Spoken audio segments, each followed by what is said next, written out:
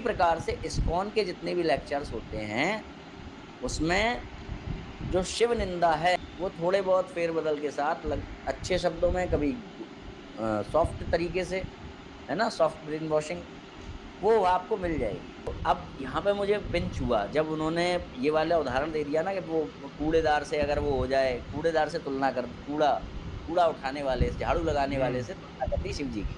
हरे कृष्णा।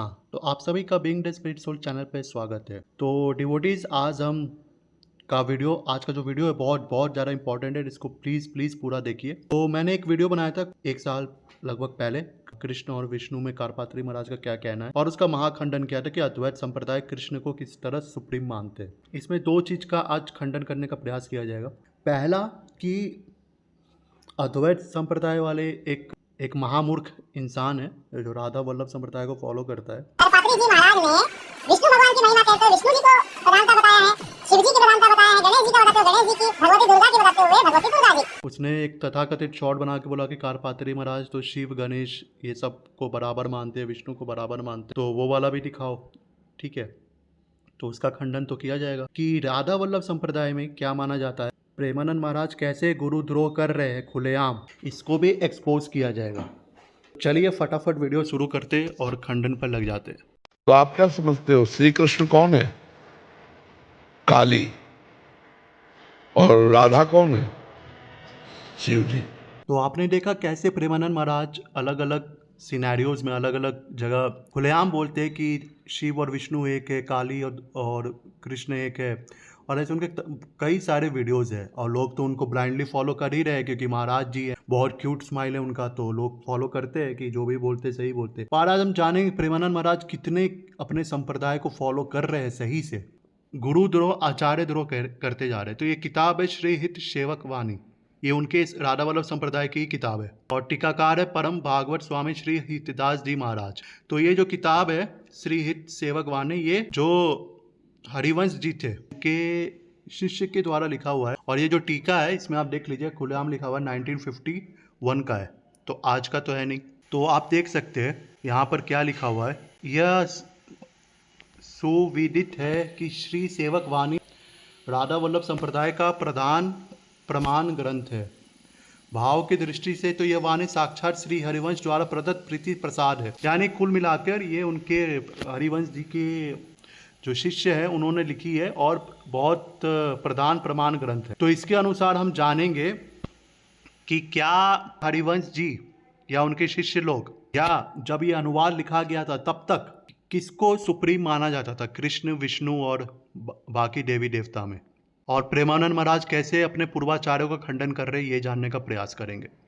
तो हम पहला प्रकरण पढ़ रहे, तो इसका यहाँ पर भावार्थ बताते हुए, ठीक है, ये इनके ही आचार्य है तो हमको कोई दिक्कत नहीं है। तो यहाँ देखिए, यह युगल किशोर श्री राधा वल्लभ लाल की रहस्य लीला है, और क्या इस ज्ञान ब्रह्मा विष्णु सनक आदि शिव एवं नारद जी से लेकर महाविष्णु तक को नहीं है? आप बताइए, जो राधा वल्लभ लाल है यानी उनका जो लीला का ज्ञान है वो ब्रह्मा विष्णु सनक आदि शिव और नारद से लेकर महाविष्णु तक को नहीं है। इसे तो केवल युगल किशोर और उनकी नित्य सहचरियां ललिता विशाखा आदि ही जानती हैं, क्योंकि यह पूर्व या ब्रज केली नहीं अपितु निकुंज महल की लीला है। बताइए, राधा कृष्ण की लीला का ज्ञान भगवान शिव को भी नहीं है, ब्रह्मा को भी नहीं है, महाविष्णु तक को नहीं है। ये सिर्फ जो उनकी निज पार्षद है भगवान कृष्ण की सहचरियां या ललिता विशाखा, उनको ही सिर्फ पता है राधा वल्लभ लाल के सारे लीलाओं का रहस्य।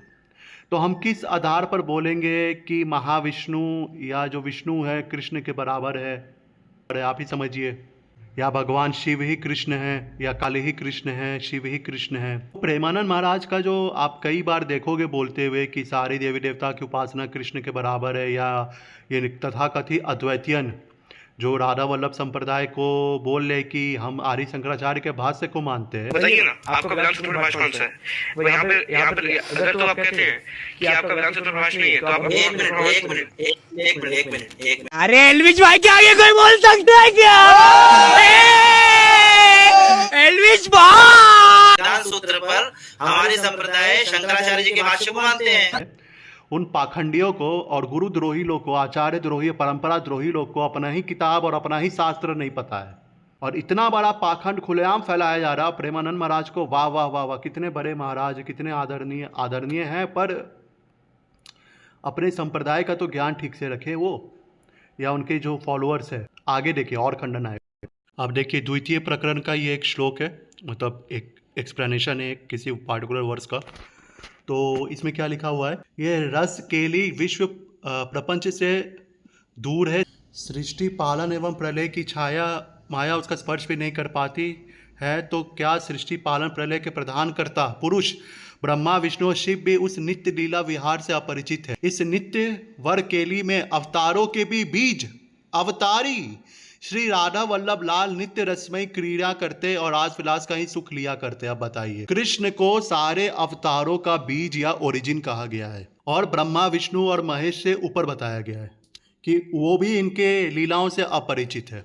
अब बताइए, इनके साफ साफ इनके किताबों में लिखा पड़ा है, पर इन पाखंडी हैवान के चेले चपाते और प्रेमानंद महाराज खुद अपने आचार्यों का, पूर्वाचार्यों का खंडन करते और बोलते कोई भी देवी देवता की उपासना करो, कोई भी करो, कुछ भी करो, सब कुछ एक है, सब कुछ अद्वैत है, माँ भी बहन है, बहन भी माँ है, ये अद्वैत का ज्ञान है कि सब कुछ तो एक है।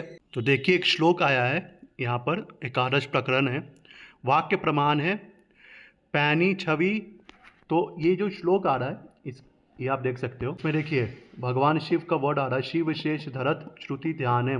तो इसका अगर हम इसका ट्रांसलेशन देखेंगे कि even a sharp minded poet can not adequately describe that beauty and glory, the tongue though eager to speak of such love becomes helpless and confused. Its sweetness is an immeasurable deep ocean of divine nectar. Only those who have tasted it truly know it. Neither Brahma, Shiv or Shesha can find its limit through the Veda themselves meditate upon it. यानी जो भगवान की मधुरता है उसका अंदाजा ब्रह्मा, शिव और शेष तक नहीं लगा सकते। Millions upon millions of poets like Jayadev may continue speaking and listening about it yet never become satisfied.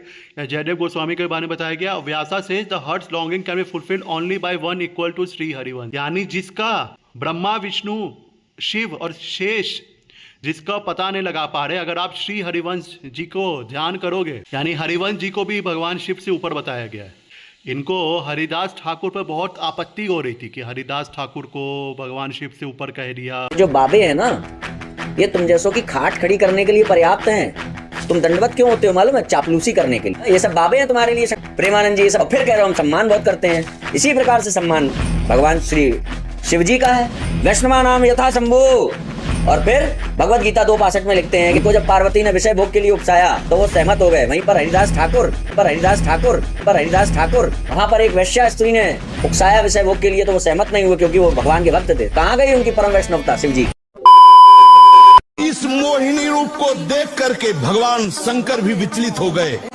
उसी मोहिनी को ये जानने पर कि हमारे प्रीतम प्रभु श्री हरि है, कोई भी देवता विचलित नहीं हुआ, कोई भी देवता विचलित नहीं हुआ, कोई भी देवता विचलित नहीं हुआ।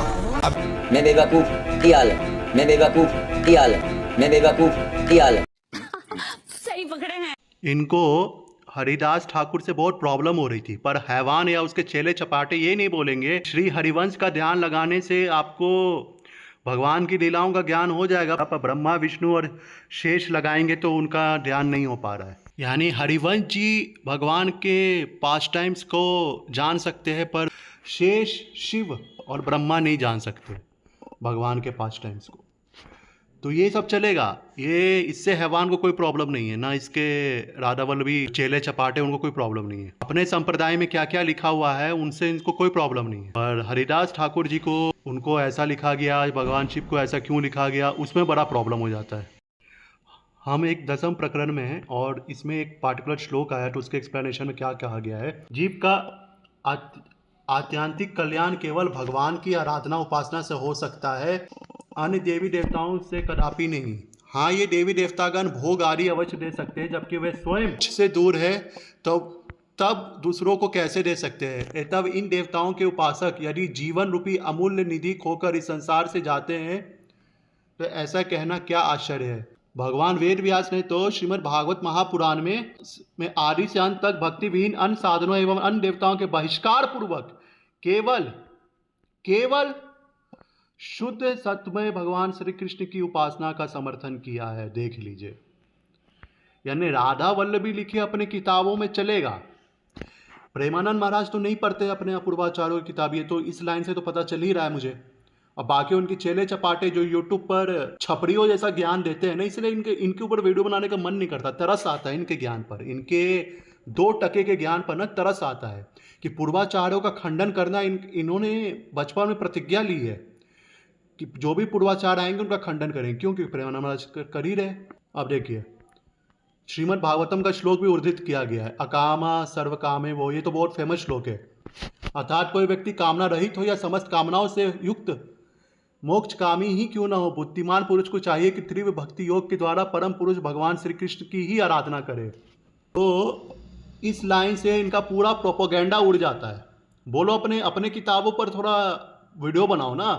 आपके किताबों में क्या लिखा हुआ है, हैवान और उसके चेले चपाटे, बनाओ थोड़ा, है हिम्मत तो। फिर देखिए 10वें प्रकरण का एक में क्या लिखा हुआ है, सशल्य। सशल्य का मतलब होता है जो कठिनाइयों से भरा पड़ा है, कि वह जो भगवान श्री कृष्ण को इष्ट मानकर उनके नाम की दीक्षा संस्कार करा के भी अन्य देवी देवताओं की उपासना आराधना करता रहता है।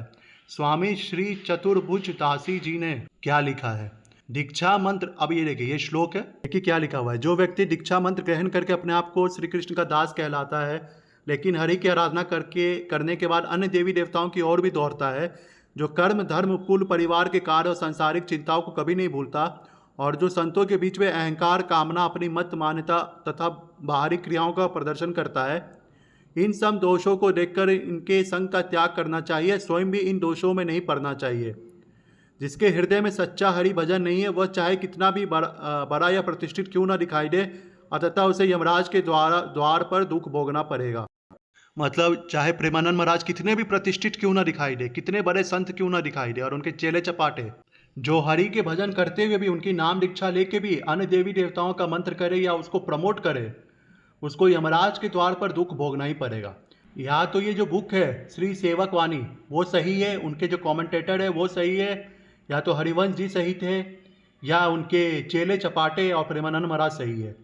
ये आप राधा वल्लभी खुद डिसाइड करें कि कौन क्या सही है। अब यहाँ देखिए, ये पंचदश प्रकरण है, सकामता के ऊपर टिप्पणी करते हुए क्या लिखा है, फल की इच्छा का नाम सकामता है। जब साधक उपासक श्री भगवान से किन अन्य देवी देवताओं से उनकी उपासना करके किसी प्रकार के फल की इच्छा रखता है, तब वह सकाम है और उसकी उपासना सकाम कही जाती है। पहले मैंने बताया कि सकाम हो या अकाम तो श्री भगवान की ही उपासना करनी है। भागवतम का जो श्लोक है अकाम सर्वकामे वो उसको उद्धृत किया गया था। अब फिर से क्लैरिफाई किया जा रहा है, महाप्रभु श्री हित हरिवंश चंद्र का मार्ग प्रेम मार्ग है, और इस प्रेम मार्ग में प्रभु चरणों के प्रेम के सिवाय और कुछ चाह या कामना नहीं हो सकती। तो भगवान की चरणों की सिवाय कोई देवी देवताओं की कामना हो ही नहीं सकती। ये साफ साफ लिखा है, प्रभु के चरणों की सिवाय और कुछ कामना नहीं हो सकती। प्रभु के चरणों की सिवाय कोई कामना नहीं हो सकती। तो ये जो यूट्यूब पे राधा वल्लभी बने हुए हैं, प्रेमानंद महाराज के क्यूट स्माइल से लोग अट्रैक्ट हो चुके हैं, और उनको ज्ञान विज्ञान से कोई मतलब नहीं है, अपने पूर्वाचार्यों की किताब नहीं पढ़े, तो वो अन्य देवी देवताओं की उपासना, अद्वैत वेदांत ये सब प्रमोट करेंगे। पर उन पाखंडियों को समझना चाहिए कि अपने पूर्वाचार्यों का खंडन करके आप जब यमराज के द्वार पर जाओगे ना, तो कोई नहीं बचाने आएगा, कोई नहीं बचा पाएगा आपको। प्लस इसने वीडियो बनाते हुए क्या था कि कारपात्री महाराज शिव गणेश सबको बराबर मानते थे। तो कारपात्री महाराज कुछ भी माने, उससे मेरे को कोई लेना देना है नहीं।